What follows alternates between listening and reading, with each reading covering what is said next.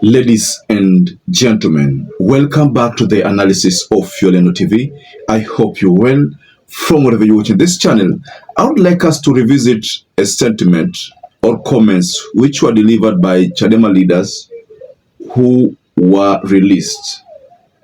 Now, among the released leaders of Chadema, because we were told that they were released on bail, were Chadema Vice Chair John Heche, who was arrested on October 22nd and questioned on suspicion of terrorism, and Amani Golugwa, the party's Deputy Secretary General, who was also arrested over the weekend. Now, what is happening here is that the four gentlemen issued a statement because there was already a narrative that was being pushed around by people from CCM that CCM and Chadema had reached an agreement. We were also told by the vice president, one of the vice presidents, that SULUHU had sought an audience with Chadema people so that they can talk about some political truths. Now these statements, Chadema leaders declared them null and void. And I want you to just pay attention to this video. I believe you might have seen this video, or maybe you might have not seen the video, but just pay attention to it. Tumekuja kuripoti polisi kama tulivyotakiwa jana baada ya kuachiwa. Tumeambiwa turudi Alhamisi saa 4 asubuhi. Kwa tutarudi Alhamisi saa 4 asubuhi. Kuna mambo kadhaa ambayo nataka kusema kwa niaba ya chama chetu. Mimi nimekuwa mahabusu ya polisi tangu tarehe 22 kwa siku 21 mfululizo. Kwa hiyo sikuwa najua kwa undani kilichojitokeza. Jana usiku nimepata nafasi ya kuona mambo mabaya sana yaliyojitokeza. Vijana wengi wameumizwa, wameuawa. Familia nyingi zimepoteza ndugu zao. Mali zimeharibika. Kwa niaba ya chama chetu nataka kutoa pole kubwa sana kwa Watanzania wote waliopoteza ndugu zao, waliopoteza mali, hasa waliopoteza ndugu zao. Tuliwaambia mapema kwamba kuna sababu ya kurudisha taifa pamoja, hawakufanya hivyo. Wamefikisha taifa letu kwenye hali mbaya na ngumu. Kwa hiyo kwa niaba ya chama chetu tunatoa pole. La pili, kama tulivyokamatwa ndivyo tulivyoachiwa. Hakuna mazungumzo yoyote tuliyofanya na mtu yoyote. Nataka hili liwe very clear kwenye public, kwa sababu watu wasilete propaganda kwamba tumeachiwa kwa makubaliano fulani. Hatuna makubaliano tulioachiwa nayo. Bado sisi ni watu tunaamini ni innocent, na tunataka watu wengine wote wanaoshikiliwa kinyume cha utaratibu waachiwe, waende kwenye familia zao. Tunataka watu wote walioachiwa, waliokamatwa, wanaobambikiwa kesi iachwe mara moja. Jambo la tatu, nchi hii ilipata uhuru mwaka 61. Hatutakubali kuwa koloni la mtu tena.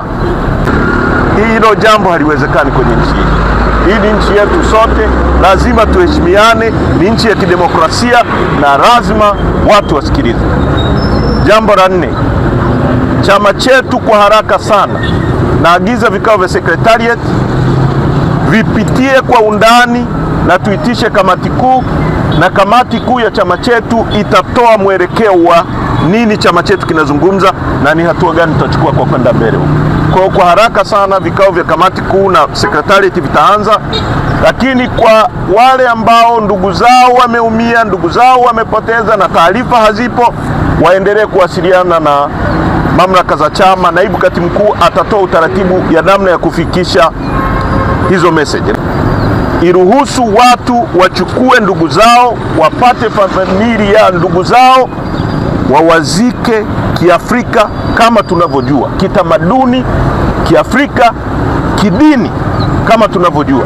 Wasiendeleze maumivu kwa familia ambazo zimepoteza ndugu zao. Kwa sasa tunawashukuru sana na Mungu awabariki. Hiyo ndio ilikuwa message yetu asubuhi. Naendelea vizuri. Tunamshukuru Mungu. Mengine tutazungumza kwa wakati mwafaka. So that is a move that I would call political ceasefire. What the CCM people wanted was some kind of political ceasefire. So how were they going to achieve it? The first solution or the first move that the government does, any government, is that they finance some kind of narrative through some propagandists. So these propagandists push an agenda which will, at the end of the day, ruin the reputation of their opponents. So if the agenda here that was being bankrolled is that the Chadema people have reached an agreement with the government, then if this matter reach the population and then they buy the idea, then the people who are going to lose here are the Chadema leaders. Because one of the agenda of the government was to finance this propaganda. The second thing was to bankroll a fallout of Chadema. By the government of CCM bankrolling a fallout of Chadema, it means that Chadema is going to disintegrate. If Chadema disintegrates, it means, because we already know there is another party that was formed from the people who rebelled from Chadema. So that means the other party will get more people. It will grow stronger against Chadema, which will be weaker. So if CCM succeeds in that move, it means CCM will continue to be stronger. It is akin to what happened in South Africa. Let me take you to the scenario of South Africa. Now, like for example, the issue of Malema, the EFF. Now, EFF disintegrated. Some of those people came from EFF, joined MK Party, and MK Party floated Zuma as their flag bearer. So you know what happened there? NC was successful in splitting the EFF. So EFF ended up being weak, and MK Party gained popularity. But you see, what I'm trying to put across here is that the people in Chadema have jointly refused or rejected any narrative being pushed that they have come into an agreement with the government. So in a nutshell, we can comfortably say that the apology from CCM has been rejected.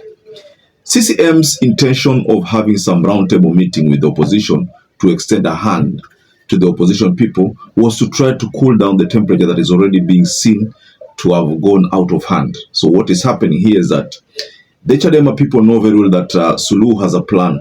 She's in government, she's the president. She can pull all the resources to create a split of Chadema. But again, they were not going to agree with SULUHU on any agenda simply because their leader is still in custody. And I'm talking about Tundu Lissu. You've seen what is happening with Tundu Lissu's case, and judges are not happy about how the government is treating the whole issue. Ukiwaua wao tutamtawala nani? Ukiwateka wao tutamtawala nani? Itakuwaje baada ya hapo? Unaweza kuwateka ukashinda uchaguzi. Baada ya kushinda uchaguzi, kila uliyemteka ana mdogo wake, ana mjomba wake, ana shangazi yake, ana kaka yake, ana ndugu yake. Baadaye nchi itakuwa kwenye uchungu ambayo itakuwa ni ngumu sana kuiganga. Amkeni. Nasema tena, this is a last wake up call. Hii ni kengele ya mwisho ya kuamsha kwamba amkeni, tutapoteza nchi. The government is the complainant here, but the government is not giving sufficient evidence to pin Tundu Lissu, and the judges are wondering what is happening.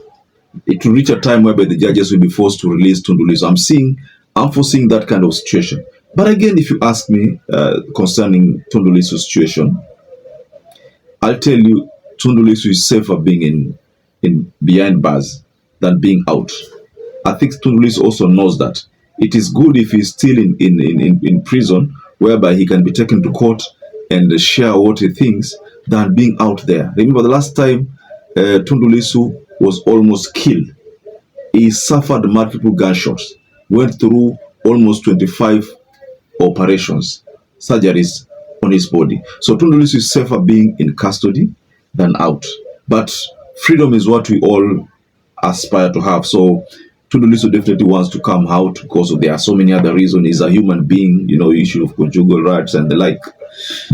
But if I may take you back to now what CCM wants, which is backfiring anyway. TCM's plan is backfiring. There's no way Chadema is going to sit down with this party because they have already realized that CCM is cornered.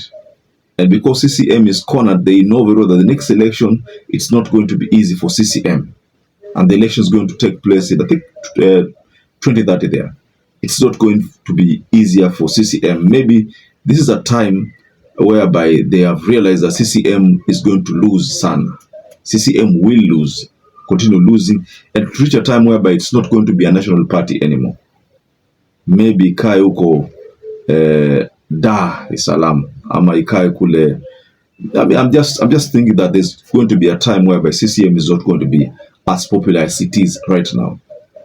The next campaigns are not going to be easier.